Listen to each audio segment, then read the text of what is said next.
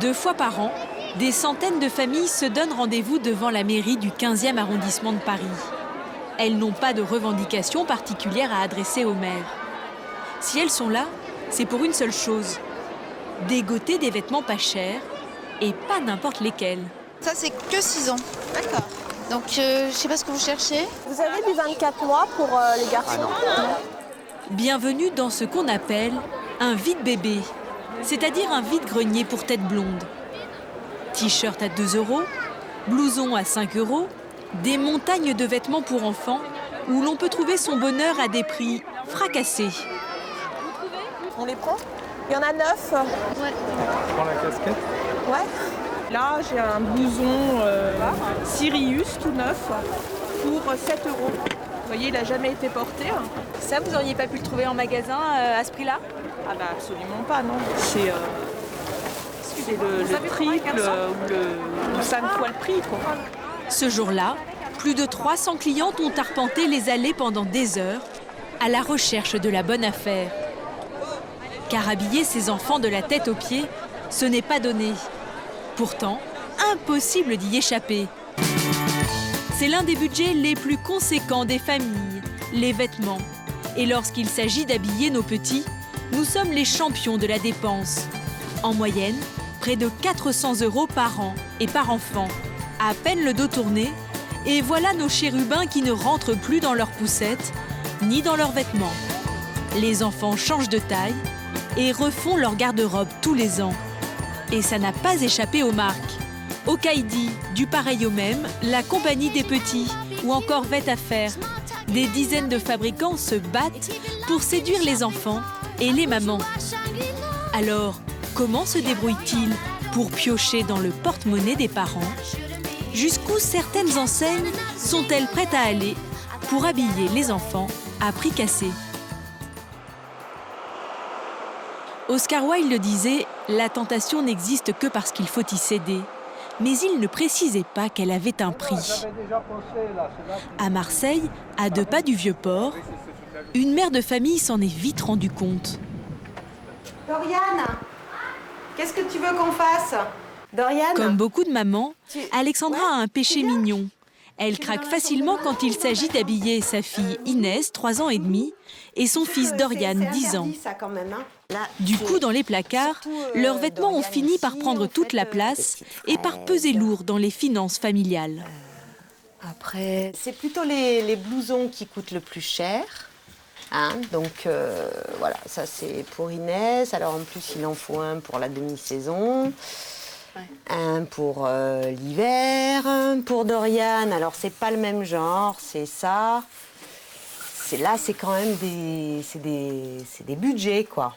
C'est-à-dire que pour Dorian, c'est à peu près minimum 70 €, le blouson, minimum.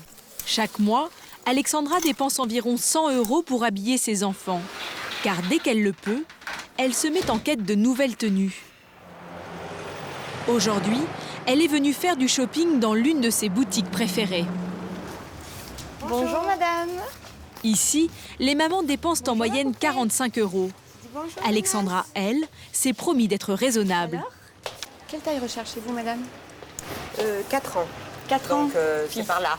Voilà. Une petite robe et pas plus, mais cela ne va pas se passer tout à fait comme elle l'avait prévu. Elle est super jolie. Ouais. Qu'est-ce qui vous plaît dans cette robe? Les couleurs et les motifs. Voilà, les petits détails du bas. Car comme beaucoup de mamans, elle ne va pas résister à l'envie de jouer un peu à la poupée et de looker sa fille de la tête aux pieds. Et le chapeau en paille, il est à vous ou pas? Oui. Il est beau pour aller à la plage. Alexandra était venue chercher une robe. Ah non, mais pour voir quelle est la taille. Elle repart avec un t-shirt, 2 jupes et le chapeau. Alors, ça nous fait un total de 36,55 €, s'il vous plaît. C'est 2 fois plus que ce qu'elle avait prévu de dépenser. Et ce qui se passe avec cette cliente est loin d'être une exception. C'est même une stratégie très étudiée et assumée par l'enseigne qui affiche un chiffre d'affaires de 50 millions d'euros par an. À l'origine de ce succès, Jean-Pierre Druard, 55 ans. C'est le directeur général de la Compagnie des Petits depuis un an. Et sa recette, l'homme d'affaires l'a puisée dans son histoire personnelle. J'ai élevé mon fils tout seul dès sa naissance, donc je dirais un peu comme une maman. J'ai passé déjà mes premières années à faire du shopping, à comparer les prix. Donc votre cliente, vous la connaissez bien? Et donc ma cliente, je pense que on va dire que je la connais peut-être un peu mieux que d'autres. Et pour vendre le plus possible d'articles à chaque maman qui entre dans son magasin, ce père de famille a mis au point une technique très efficace qu'il applique dans ses 130 boutiques. Vous allez bien? Oui, ça va. Bonjour. Ça va? Chaque article est vendu séparément, mais systématiquement, juste à côté, le magasin les assemble pour proposer une petite tenue clé en main. Impossible alors de résister à l'envie d'acheter la panoplie. On suggère le package pour essayer effectivement de faire des propositions intéressantes à nos clientes. Et si ces clientes avaient encore quelques réticences à acheter un ensemble, Jean-Pierre Druard a imaginé un détail qui a boosté ses ventes. Sur plusieurs modèles, l'enseigne reproduit le même motif, comme ici, ce petit cheval. Le but, ôter l'envie à la consommatrice de compléter sa tenue chez la concurrence. Sans ces petits détails, ça se vendrait moins bien, vos vêtements? Absolument, ça se vendrait moins bien parce que les consommatrices sont très demandeuses. Résultat, si l'on craque pour cette tenue complète, entre le gilet à 34,95 €, la jupe à 25,95 € et le t-shirt à 16,95 €, l'addition s'élève à 78 €. Et ça marche. L'an dernier, l'enseigne a augmenté son chiffre d'affaires de près de 10%. Un résultat qui la pousse à inventer sans cesse de nouveaux modèles. Pour ça, la marque utilise les mêmes techniques que le prêt-à-porter classique. Elle emploie une vingtaine de stylistes, lance 2 collections par an et fait fabriquer ses 4 millions de pièces annuelles en Chine. Reste à trouver l'inspiration. Et là encore, comme dans les grands groupes de prêt-à-porter, la marque commence par s'inspirer des autres.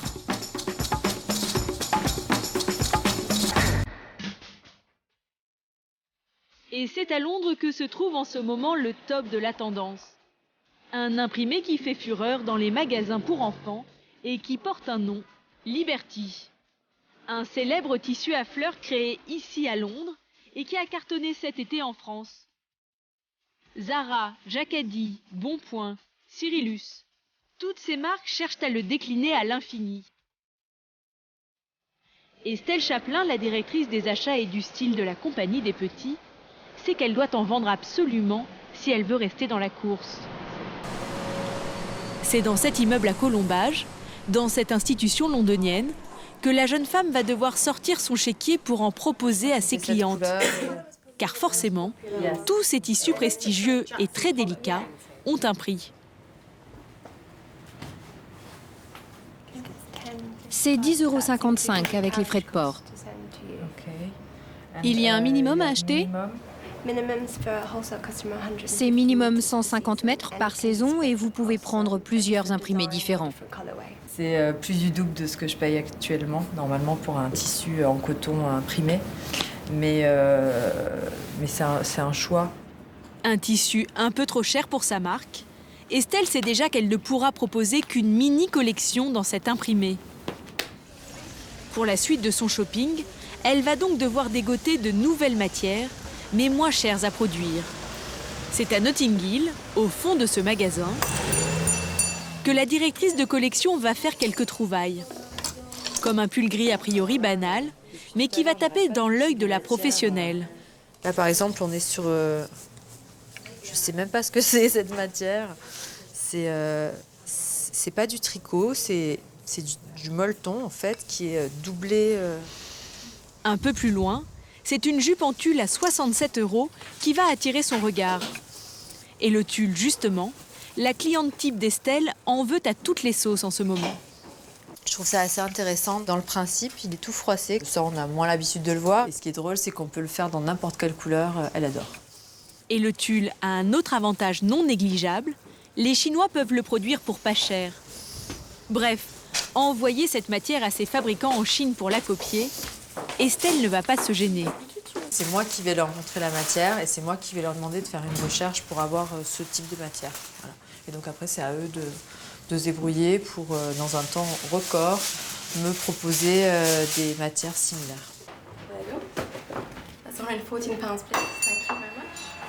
Grâce à cette fabrication made in China, la marque devrait proposer ce genre de tutu 2 fois moins cher. Une aubaine, car avec la baisse du pouvoir d'achat, les mamans rechignent de plus en plus à payer trop cher les vêtements de leurs enfants. Une donnée qui fait les beaux jours de challengers de plus en plus agressifs, les discounters. À Nantes, une entreprise a fait fortune grâce aux vêtements pour enfants à prix cassé. Avec un chiffre d'affaires de 140 millions d'euros, Vetafair est le leader du vêtement hard discount. Des magasins installés en zone industrielle et qui ressemblent à des entrepôts, ouverts tous les jours de l'année. À l'intérieur, 800 mètres carrés remplis de vêtements pour la famille. 2000 références dont plus de la moitié est vendue à moins de 5 €. Ici, les chemises sont à 3,49 €, les pantalons à 4,99 € et les pyjamas à 2,49 €. Des petits prix qui séduisent les clientes, qui dévalisent les rayons. Là, c'est celui-là, regarde, c'est mignon. Oh, c'est mignon, franchement. Oh, je vais lui prendre aussi, ça me permet d'en prendre plus. Ça, c'est une petite robe. Oh, ça, c'est mignon aussi. Alors, on va prendre ça aussi. Tiens, regarde pour ta petite sœur, pour Julie. Regarde toutes les choses qu'elle va avoir. Elle va être contente. Hein. Bon. On va aller voir pour Julien. Pour Julien. Qu'est-ce que vous cherchez en fait? Oh, bah plein de petits vêtements. Parce que c'est vrai, c'est vraiment un petit prix intéressant. Alors, on peut en voir plus. C'est vrai ou c'est pas cher? Oui, c'est pas cher. Pas du tout. En moyenne, les clientes achètent 4 articles par visite. Pour tenir la cadence, il faut donc réapprovisionner le magasin en permanence. Chaque jour à l'entrepôt, c'est le balai des poids lourds. Ils viennent livrer la marchandise qui partira ensuite dans les 140 magasins de l'Hexagone. En réserve, les gérantes du magasin, elles aussi, s'activent pour renouveler la marchandise. Les rayons doivent être toujours pleins, alors il faut aller vite. Alors, 20 216. C'est quoi? Robe bébé fille. Il y en a combien de cartons? Oui, 3 cartons de 42 pièces. Et pour gagner du temps, les vêtements arrivent dans les cartons déjà étiquetés et sur cintre. 9. Ouais, bah 9. Nous, on a un débit énorme en fait. On a un gros quota. En fait, on fait partie des magasins où on est en très gros quota. Donc forcément, il faut remplir toutes les semaines, 2-3 fois par semaine. Pour vendre des articles à moins de 5 €, pas de secret, l'enseigne rogne sur tout. À commencer par les antivols. Il n'y en a jamais sur les vêtements. Quant aux vigiles, ils ne sont pas toujours présents dans les rayons. Est-ce qu'il y a un système de sécurité dans le magasin? C'est pas si moi. Non, on n'en a pas. Non. Et pourquoi? On n'en a pas. Parce que le prix article, c'est plus coûteux d'investir dans de l'antivol. C'est dur de le dire, mais de se faire voler, à la limite, ça nous coûte moins cher. Mais les économies ne s'arrêtent évidemment pas là. À 100 mètres du magasin se trouve le siège de l'enseigne. C'est ici que travaillent les 2 filles du fondateur de Vetafair. J'ai cru voir les filles. Aidées de stylistes, elles imaginent la majeure partie des vêtements, ou disons, s'inspirent des autres. Sorti cette semaine. Alors, tiens, celui-là, il est canon, j'adore. L'inspiration, Marine et Mélanie la trouvent dans les magazines féminins ou chez les concurrents. Donc, on a trouvé un petit jean qui a attiré notre attention. Dans un autre magasin? Bah, on l'a acheté, oui, dans un autre magasin. Et puis, du coup, c'est aussi pour se souvenir qu'on a un short en jean à faire. Qu'est-ce qui vous a plu d'abord dans ce short? La petite poche cœur que j'aime bien. Donc, pas forcément pour... Enfin, c'est un début de cœur, mais après, je me suis dit, on pourrait faire carrément les petites poches cœur. Parce que ça peut être sympa. Pour de la fillette, c'est mignon. Voilà. En même temps, ce short vendu environ 15 € par une grande enseigne, les jeunes femmes veulent le proposer 3 fois moins cher dans leur magasin.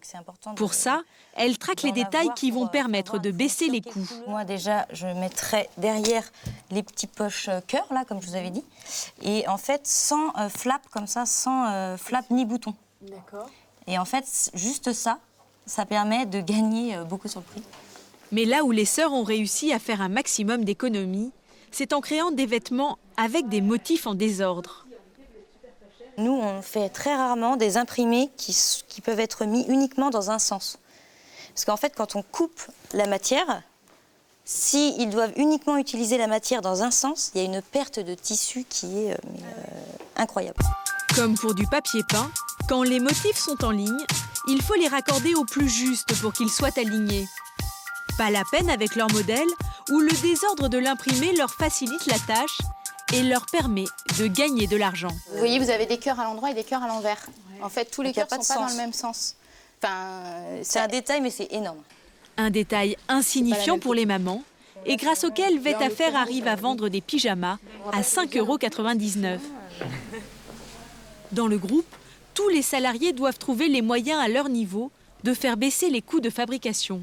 Et c'est bien le casse-tête de Thomas Fleury, le directeur des achats. Car depuis quelques mois, le prix du coton, la matière première qui compose la majeure partie des vêtements pour enfants, est en train d'exploser. Du coup, chez les concurrents, les prix grimpent, mais Thomas a trouvé une solution pour contourner le problème.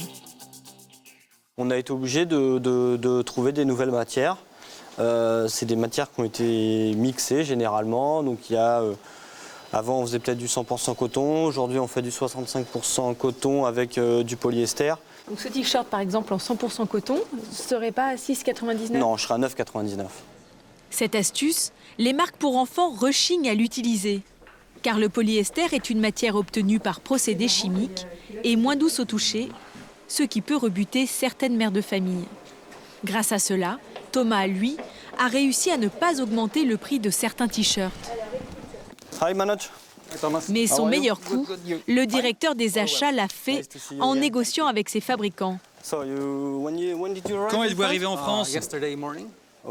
Monsieur Manaj est un Indien qui vit en Chine. Il dirige plusieurs usines là-bas. Il est venu parler de la nouvelle collection de pyjamas pour enfants que veut lancer l'enseigne.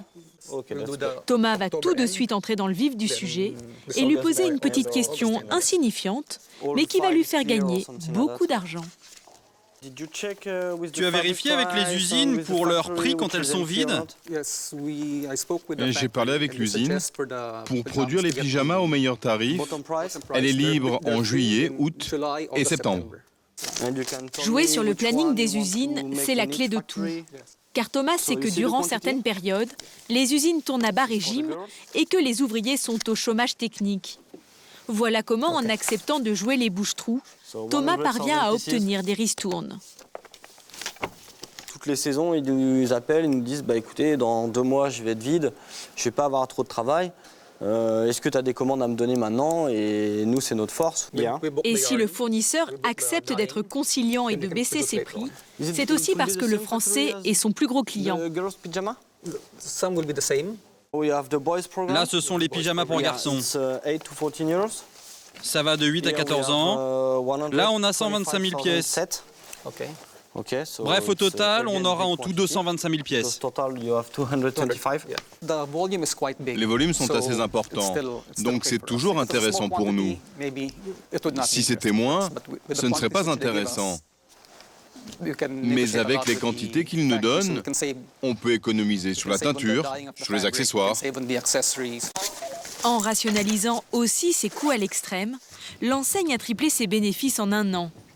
Une très belle réussite sur le marché des vêtements pour enfants. Mais pour afficher des tarifs défiant toute concurrence, la marque ne s'est pas contentée de baisser ses prix de revient. Elle a aussi cherché à réduire ses coûts salariaux, quitte à s'affranchir parfois du droit du travail. Dans différentes villes, des collaborateurs ont du coup attaqué le discounter en justice pour travail dissimulé et non-paiement des heures supplémentaires. Ce conflit contre l'enseigne, ce couple l'a entamé il y a 9 ans. À l'époque, Tony et Emmanuel empruntaient tous les jours cette route qui les menait jusqu'à leur lieu de travail, le magasin Vêt-à-faire de Niort. Et ici. En fait, le couple dirigeait ce commerce. Vous avez travaillé Voilà, on a travaillé ici pendant 3 ans. On a laissé beaucoup de sueur. Et beaucoup de rancœur au jour d'aujourd'hui. À l'époque, Tony et Emmanuel détiennent 5% des parts du magasin. Ils sont gérants associés. Mais de fait, ils ont très peu de marge de manœuvre. Ils ont le sentiment de n'avoir pas plus de liberté qu'un simple salarié. Nous, on pensait que gérant, on était patron du magasin. Enfin, c'est nous qui gérait tout, les fournisseurs, et non.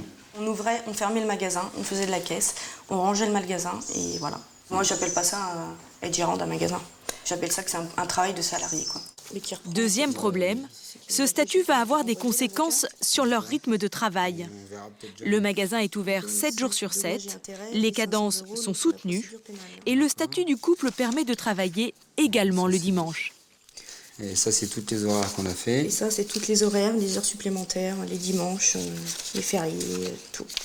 Donc en 2000, on a fait des semaines de 77 heures. Donc sur le mois, on avait fait quand même 235 heures. 235 heures au lieu des 150 de base et une rémunération qui, elle, ne varie pas, 1 500 € par mois. Avec leur statut de gérant non salarié, les heures supplémentaires ne sont pas payées.